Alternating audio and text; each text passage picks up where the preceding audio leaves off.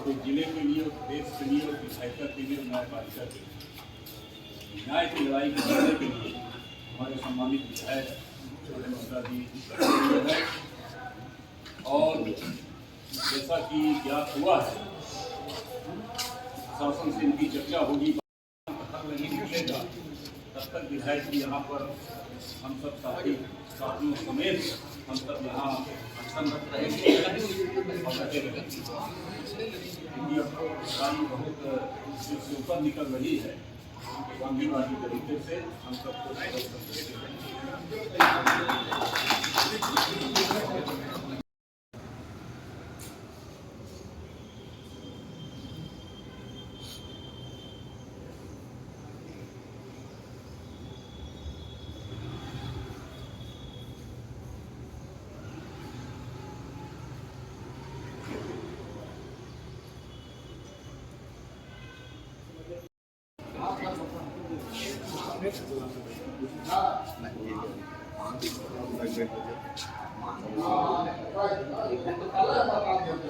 Registry करते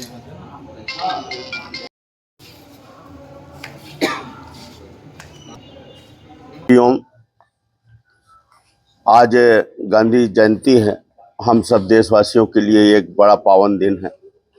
आज हम लोग राष्ट्रपिता महात्मा गांधी का जन्मदिन गांधी जयंती के रूप में मनाते आए हैं और पूरा हम लोग गौरवशाली होते हैं, अपने आप को गर्व महसूस करते हैं कि जिन्हें इस देश ने राष्ट्रपिता माना, जिन्होंने इस देश को स्वतंत्रता दिलाई, आज एक दिन हम लोग उनके विचारों पर, उनके बताए संदेशों के अनुरूप संविधान को सोच विचार कर, बहुत सारी चीज़ों को मन मंथन करके, मूल रूप से उनके बताई गई दिशा को लेकर के हम अपने मन में विचार करते हैं और तदनुरूप कार्य करने का प्रयास करते हैं।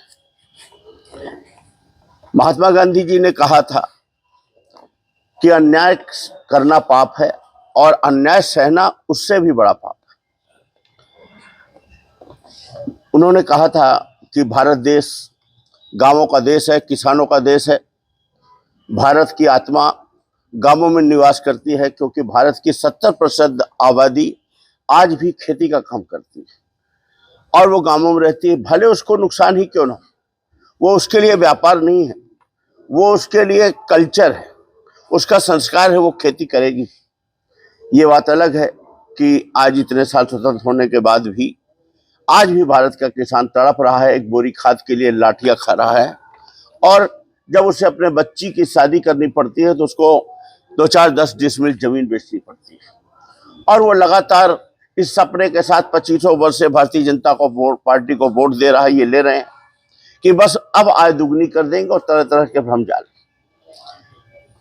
गांधी जी ने कहा था, ग्राम स्वराज की बात की थी, स्वरोजगार की बात की थी। गांधी जी का सपना था कि गांवों का अपना खुद का स्वराज हो, गांव का आदमी खुद, और उसको रोजगार मिले। स्वच्छता की उन्होंने बात की थी और पंच परमेश्वर की परिकल्पना भी उन्हीं की थी। 73वां संविधान संशोधन के उपरांत 1994 में जो स्वर्गीय राजीव गांधी जी प्रधानमंत्री जी की देन थी कि हम ग्राम स्वराज को लागू करेंगे, महात्मा गांधी जी की परिकल्पना को इस देश में लागू करेंगे। स्वर्गीय राजीव गांधी जी ने भारत को पंचायती राज दिया, पंच परमेश्वर की कल्पना की, एक कानून बनाया जिसमें पंचों की समितियां बनी, त्रिस्तरीय पंचायती राज बना, पंच बना, सरपंच का, जनपद का, जिला का, सरपंच में, ग्राम पंचायत में पंचों की समितियां बनी कि कोई भी काम पंच की समिति के माध्यम से, निर्माण समिति बनी, स्वास्थ्य समिति बनी कि उसके माध्यम से आएंगे, उनकी भूमिका होगी और फिर तब आगे काम होगा। लेकिन दुर्भाग्य ये कि भारतीय जनता पार्टी की जब से सरकार आई 2003 के बाद से पंचायती राज का दमन हो गया, भ्रष्टाचार की भेंट चढ़ गई। पंचों को जो उनके एक्ट में लिखा था कि उनको 100 रुपए तो देना ही है प्रतिमाह प्रति बैठक, आज उनको 100 क्या 50 रुपए के लाले पड़े हैं। दूसरी तरफ वोट तुष्टीकरण के लिए जनपदों का, सरपंचों का, जिला पंचायत अध्यक्षों का, तमाम जो लोगों के ठेकेदार बनते हैं उनको कई गुना वेतन, जबकि ये संविधान में कहीं लेख नहीं कि इनको मानदेय भी मिलेगा। इनका ये था कि ये 100 अपने इच्छा से सेवा करेंगे, पर मानदेय के नाम पर उनका 50 गुना 45 हजार 80 हजार कर दिया गया और पंच को 100 रुपए के लाले पड़े, जो उसका अधिकार था वो भी नहीं मिला और टोटल लूटपाट भ्रष्टाचार की भेंट चढ़ गई सरकार। अगर आप देखेंगे देश को, तो देश में आज वर्तमान में 2 कैटेगरी, एक अंबानी अडानी जैसे लोग हैं, फिर उनके वेंडर हैं, उनके नीचे काम करने वाले छोटे लोग, और फिर स्किल लेबर है जो पढ़े लिखे एमबीए टाइप के लोगों को वो अपने वहां पर रख लेते हैं और जो फिर काम में नहीं रह जाते हैं। उसके बाद 80% आबादी सीधे फिर पेंशन योजना पे, तो उसको किसान सम्मान निधि इतना है, लाडली बहना इतना है, एक घर में अगर 2 बहनें हैं या फलाने हैं, इस टाइप से करके उसको 7-8 हजार का जुगाड़ है और ये पैसा अपनी जेब से वो नहीं दे रहे, इसी जनता की वोट से, इसी देश के लोगों से टैक्स वसूल कर, इसी देश की संपत्तियों को बेचकर, इसी जनता के पैसे से जनता का वोट खरीद ले रहे हैं। वोट को खरीदा जा रहा है और ये किसी तरह इनकी पहली प्राथमिकता है कि हम कुर्सी में काबिज रहें और सच किसी को दूसरे को बोलने नहीं दें। अगर कोई सच बोलेगा तो उसका दमन कर दें। पिछले 25 वर्षों में आपने क्या देखा?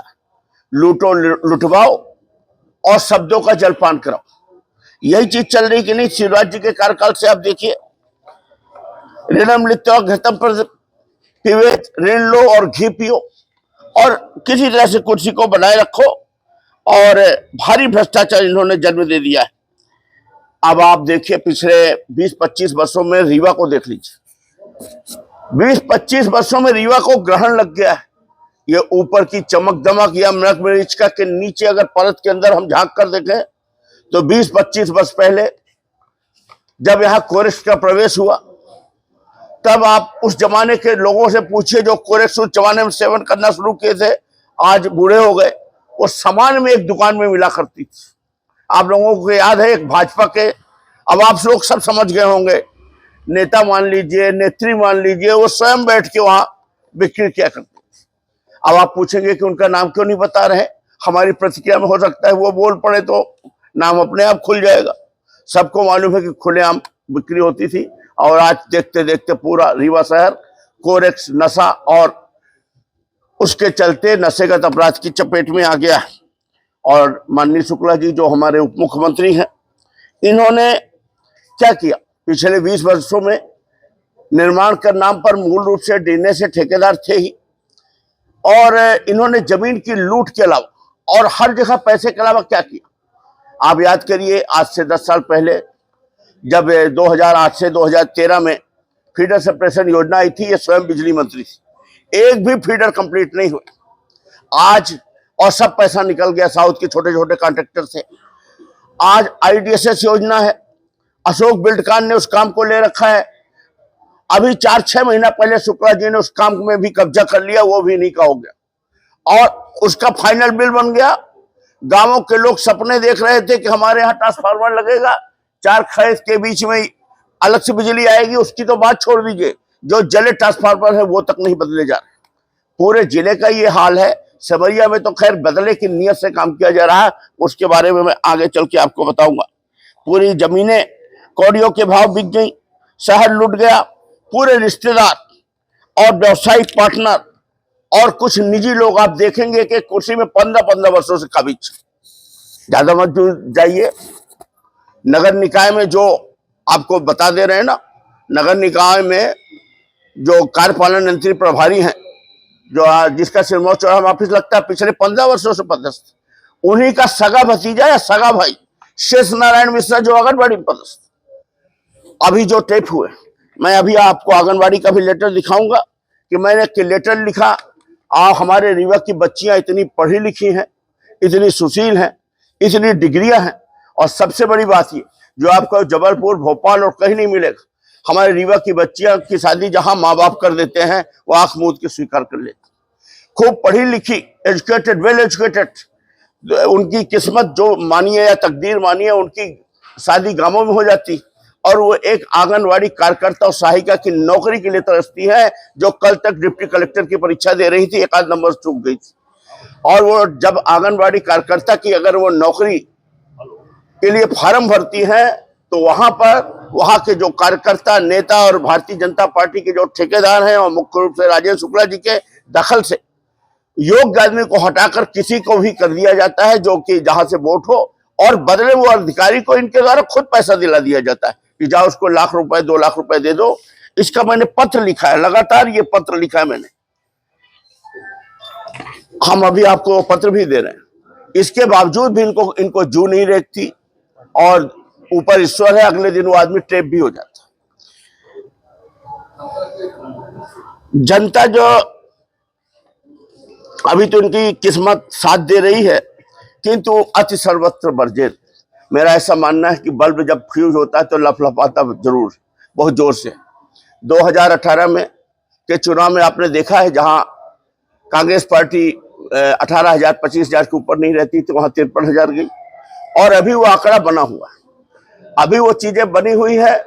उस आंकड़ा मैंने अभी शर्मा जी भी चुनाव लड़े थे, उसी के आसपास वोट है। बस थोड़ा प्रयास होगा, जनता गले तक भरी है और त्राहिमाम कर रही है, निश्चित रूप से सरकार बदलेगी। गारंटी का काम आप सबको मालूम है ना, रीवा में पकड़ा गया था, ईओडब्ल्यू ने केस भी दर्ज किया। लिकर का अधिकारी कौन है हम आप क्या जानते हैं? डीओ है। डीओ तो है ही। अनुबंध में साइन किसके होते हैं? कलेक्टर के होते हैं।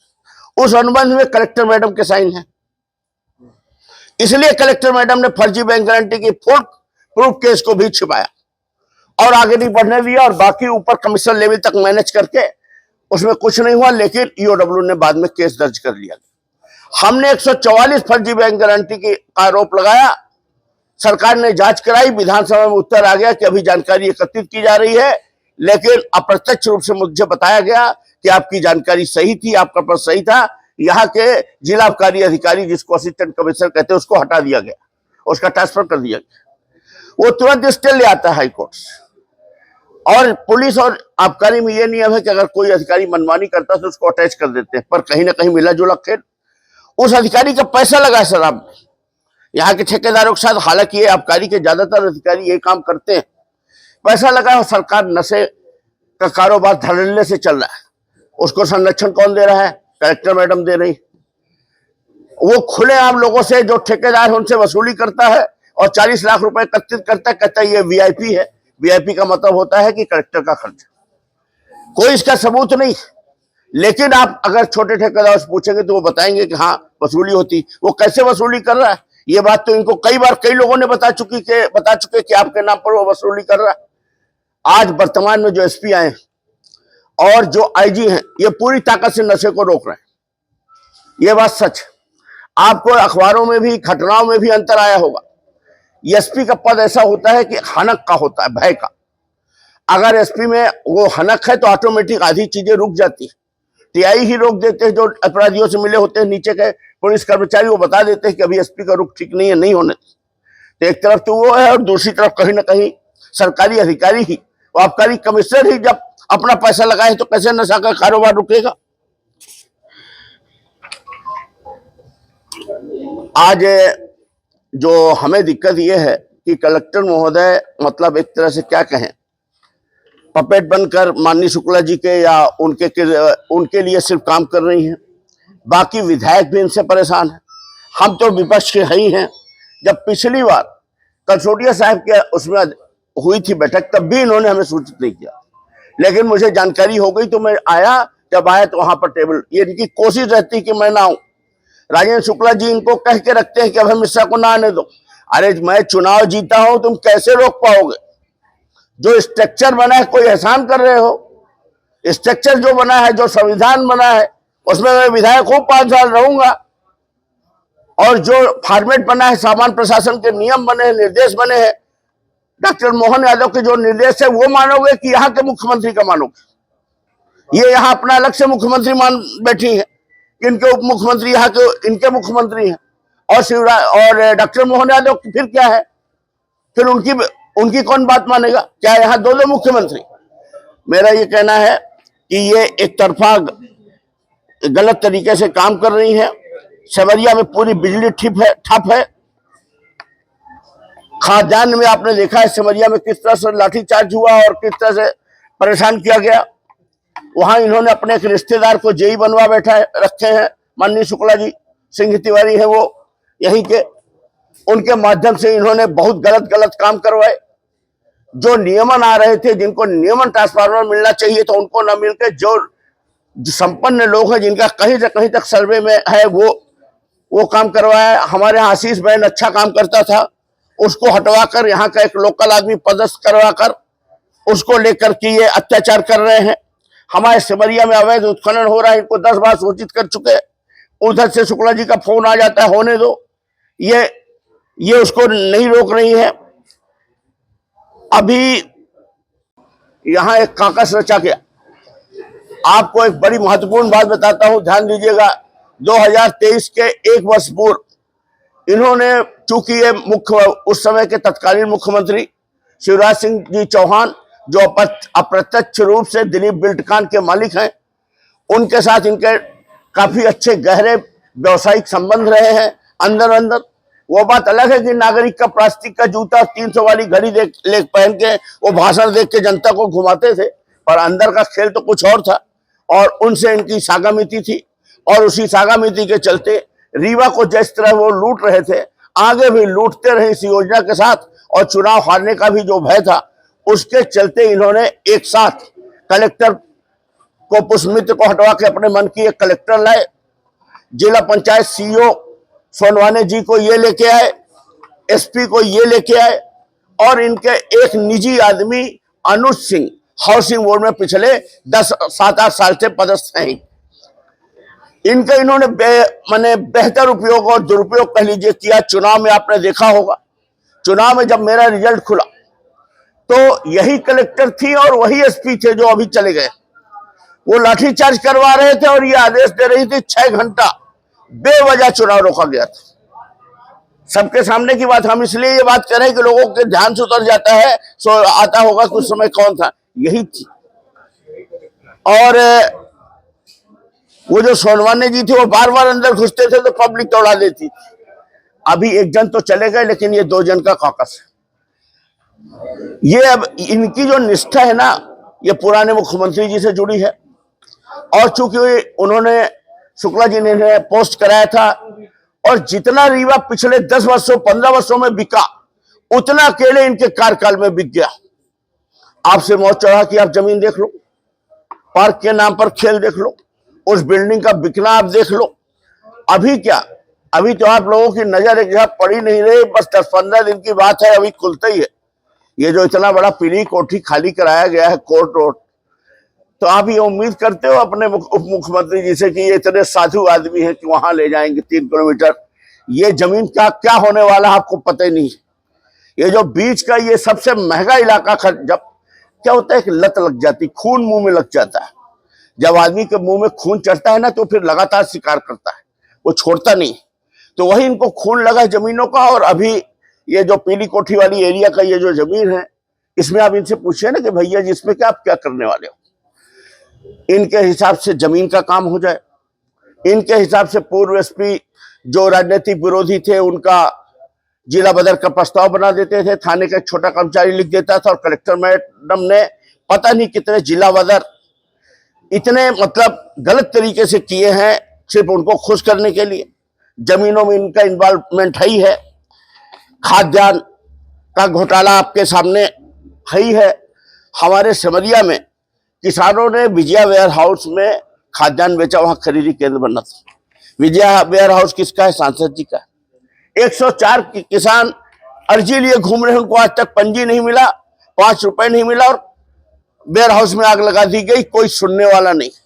अभी हमारे यहाँ एक प्रकरण हुआ था, हमारे एक बच्चे के साथ मारपीट हुई थी, आप लोगों ने कितना दिखाया था, ध्यान है कि मैंने कितना बड़ा बलवा हो गया, और मेरे ऊपर FIR दर्ज हुई। ठीक है, कानून के अनुरूप कानून ने काम किया। अब आप लोगों को कानून दिखाई नहीं देता कि नेता के बच्चे लोग, मैं इसलिए नहीं कर रहा हूं, हालांकि ये बुरी बात है, मेरा बोलना अच्छी बात नहीं है ये किसी के बच्चे के लिए बोलना, पर मैं एक उदाहरण के लिए बोल रहा हूं कि आप देखिए अभी पैर तोड़ दिया गया, तब पूरा रीवा चुप है। अब नहीं आ रही बात कि सांसद का बच्चा ने पैर तोड़ दिया या विधायक के बच्चे ने पैर तोड़ दिया और वो एडमिट है, वो चिल्ला रहा, कोई मामला दर्ज नहीं हो। यहां पर आला तो है ही है, इतनी चीजें मैं बता चुका। कलेक्टर महोदय अपने आप को ईमानदार नहीं बता सकते, ये बोल दे ईमानदार है तो हम ऐसे ऐसे प्रूफ रख देंगे कि बोल दे ये मैं बोल रहा हूं कि मैं राजनीति में ईमानदार हूं। ठेकेदारी अपना अलग धंधा है, उसमें मैंने जो भी किया हो अपने बिजनेस में, लेकिन राजनीति में मैं ईमानदार हूं। एक सबूत बता दे कि मैं ईमानदार नहीं, मैं कभी नहीं छूता इस पाप के धन को। मैंने कभी यात्री प्रतीक्षालय नहीं लगवाए। शुक्ला जी बोल दे अपने सीने में हाथ रख के कि ईमानदार है, कलेक्टर मैडम बोल दे ये ईमानदार है। मैं सब कुछ जानता हूं, लेकिन मैं अत्याचार नहीं सहूंगा। ये सब बातें मैं कहां करूं?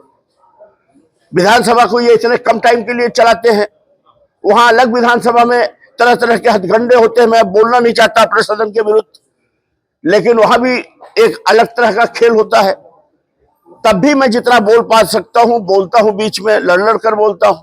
ये जो समितियां, ये जो बैठकें होती हैं, जो मुख्यमंत्री जी वहां से भेजते हैं कि जाके क्षेत्र की सही स्थिति जानो, ताकि हमको रिपोर्ट करो तो हम उसको उसमें सुधार करें। मुख्यमंत्री की नीयत अच्छी है, वो कुछ ठीक करना चाहते हैं। तो यहाँ ये तो उनको मुख्यमंत्री अपना मानती नहीं, ये तो इनके दो मुख्यमंत्री राजेंद्र शुक्ला जी, तो उन्होंने जो इशारा कर दिया वही इनको करना है।